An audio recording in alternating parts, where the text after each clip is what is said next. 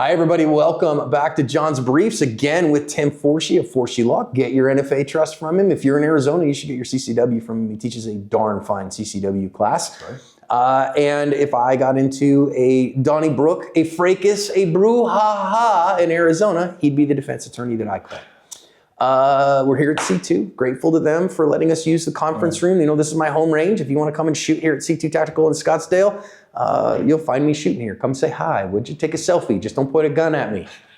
Yeah, remember that part, please. That last part, very important, very important. That won't go over well. We recently had a video on the channel. There were some commenters that took umbrage at me because this young man was attacked by a couple of dudes, used deadly force, and then put an anchor shot in a guy.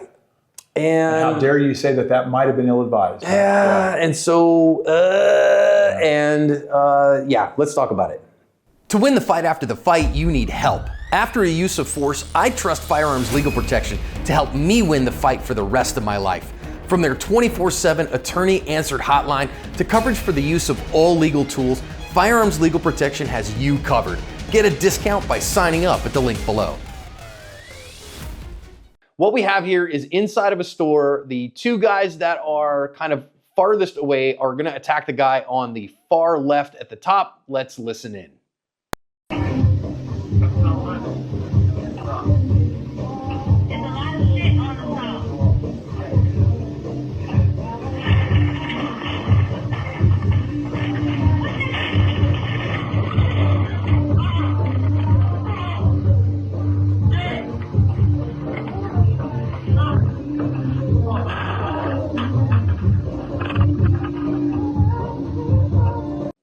Our shooter here then ran off. According to the news story linked in the description, the police are looking for him and an accomplice, though they don't have great pictures of either.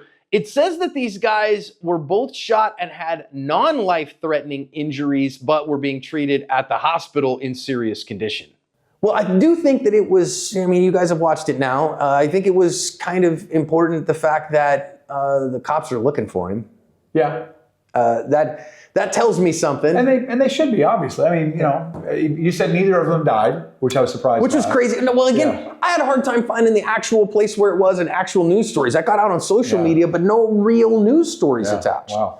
And so that's one of those things where you're like, dude, I mean, my Google flu is pretty strong. And I usually find it. My Google flu is strong in Portuguese.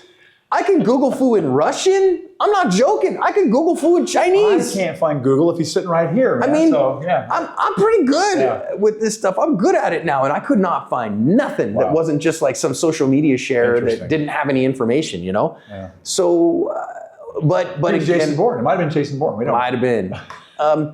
But of course, I mean, I said, look, we had the one on the channel not too long ago, the Houston Taqueria. Yeah, when I watched this, that's what I thought of. Yeah. We had the New Orleans one not too long ago with the guy that came back with the 2 reload shots, you know, reloaded twice, reloaded, and then came back with 2 more in him in a store. And in both of those 2 instances, they let him get away with it. Yeah. The Houston Taqueria one really surprised me. Yeah, we had, you know, that was where there was 3 engagements, and when I show that video in my class, and people are like, "Well, clearly that's illegal. You can't shoot a guy in the back." And we have to explain. Well, are you certain that the threat was over just because he turned his back and he's walking away? Because I wasn't certain the threat was over. So I think it could be reasonable that a person might think the threat was over. So I think it was 5 or 6 shots in the back. I think all the first shots are okay. And then he walks up and fires another shot at closer range. The guy still has a gun in his hand when he fires that shot. I'd say there's a decent chance I can get a jury to maybe give him a pass on that one. Then you see the gun skitter across the floor, which of course we learned later was not a real gun. Right. And then he puts the coup de grace on the back of the guy's pumpkin. Yeah, he goes and grabs the gun and then shoots him. And to me, that's like, wow, that's clearly murder. I don't know how you. Yeah. Not in Houston, apparently you can get away with that. But and not the least of which is because then at that point he grabs the money out of the guy's pocket, hands it back to everybody, and then everybody leaves. Robin Hood can get away with it. And then everybody leaves. Like everybody's like, nope, not sticking around for the cops on this one. Peace out, I'm gone. And then a Houston grand jury was like, meh, whatever, have a nice day. We're tired of criminals. All right. You certainly can't count on that reaction, I'll tell you that. Okay. You know, the New Orleans store clerk one, I don't think his district attorney gave him a hard time for that at all. But in other cases, in this one, they're looking for this guy. Yeah.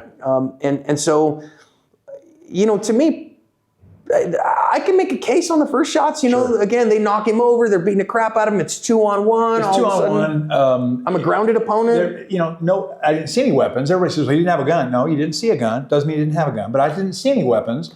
So was I in fear for my life? I think you could certainly make a case based on disparity of force and surprise and position of disadvantage. Yep, exactly. I think there's certainly a case to be made that the first 2 shots were reasonable shots. Yeah.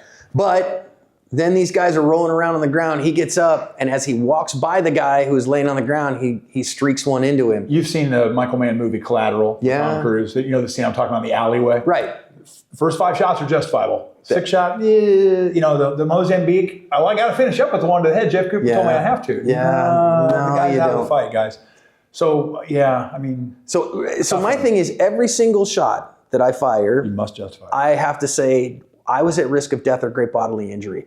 Now, if I rip them off all at once, right, and I go, okay, now I can start to explain to juries about the stop sequence and programming and neural programming and what I can see and when and all those things. But when I go, that one, bang, and that is a separate mental process. We talk about split time. So, a decent shooter is going to have split times of 0.20. Maybe that's even good, but that's certainly, you and I both know, I'm sure you're better than that. On a good day, I can be better than that. That means you're firing 5 shots a second. Yeah. And that means that if it takes your brain 0.7 of a second to perceive what's going on, to perceive that the knife was dropped, and then it takes another 0.3 of a second for that to basically, you have to go through the OODA loop and decide to stop shooting. It could easily take a second and a half. You just fired another 5 to 7 shots. It doesn't mean that you were continuing to use lethal force when you shouldn't have. It means you were trying to stop as quick as you could, and that's as quick as you can stop. Yeah. But again, I got up, I'm walking away, looked at the guy and went, yeah, that wasn't happening here. Bang. Yeah. Now maybe I'm walking by and he's pulling a weapon. I see him going into this for a while. Oh no, he's going to kill me. He's coming around with a knife. Okay. Different analysis. Okay, but I have to justify those because otherwise I am going to be eating bologna sandwiches that are state provided. To me, maybe the ultimate example of this, because I'm probably older than just about anybody watching this, sad to say, is the infamous subway shooter Bernie Getz back in the 80s. And he shot that guy that last time. He said, you look like you'd use another. And I said, no, he never said that. That was falsely reported. That was falsely reported and falsely confessed to after 26 hours of interrogation. And that became the narrative that the media ran with. Even Bernie Getz didn't do that. Right. And by the way, what was he convicted of? Nothing except violating Sullivan law. Yeah, having a gun was the only thing he got in trouble for. It was completely all those shooting. Everybody he shot that day on the subway was justified according to a New York jury, which is probably a tough nut to crack. I wouldn't want to be that guy, that lawyer doing that case. So. That's a pretty tough nut to crack. So anchor shot's bad, guys. Putting those now, I think if you're in an active killer situation, right? Somebody's killing a bunch of kids at the local Piggly Wiggly, and you step in there and you're like, okay, wait a minute, I put 3 in him. Now I'm running towards the front to see who else is killing people, and I put 1 in him as I'm going to do that. This is what the SOC guys call the anchor shot. Right. I'm anchoring him in place. An anchor shot. I think, and if you're going to run downrange of the guy and you're not sure that he can't come back up when his blood pressure stabilizes and shoot you in the back in a combat situation, that makes a great deal of sense. If I know there's shots going in all kinds of different situations. But we're not in Fallujah. Right. We're in Houston here. So we're not there. Yeah. As a general rule, again, do I face an imminent threat of death or great bodily injury? Has that guy right now, does he have the ability to do me deadly harm? Does he have the opportunity to use that implement for deadly harm? Has he manifested intent to do me deadly harm? If I can articulate all 3 of those in this very moment, then okay. Yep. Then I'm going to be on your side. If I cannot, if we can't see that, well, then you're not acting as a good, sane, sober, moral, prudent person. And so... Which is why we have laws like this. Yeah. It's not like the law is always wrong at all. Because, again, if it's not protective, if it's not I'm stopping him as a deadly threat, then what is it? It's murder. It's punitive. Yeah. I'm showing that son of a gun that he shouldn't have messed with me. That's not our purview. We can't do that. And even if you can swing public sentiment that direction, because this guy was so evil, now again, it's not justice, it's vengeance. Right. And you can get away with that. It doesn't make it right. Yeah, and I get it. Don't get me wrong. I mean, I watched the first couple of John Wicks, and And you killed my dog. Right. Yeah. And I get it. That's a compelling story, right? And it's great TV, great movie, great screenwriting and all that stuff. But recognize at the end of the day, John Wick's not a hero. John Wick is a contract assassin. Also in the universe of John Wick, as much as I enjoy those movies as the next guy, did you notice that everybody's an assassin and there's never a cop except for poor Jimmy, who pops up like twice and just there's dead bodies everywhere. Never a cop, never saw a siren, never saw a gumball. Wow, that'd be a strange world to live in, I guess. You'd probably get away with a lot, yeah. Right. And again, in John Wick, he's a contract assassin.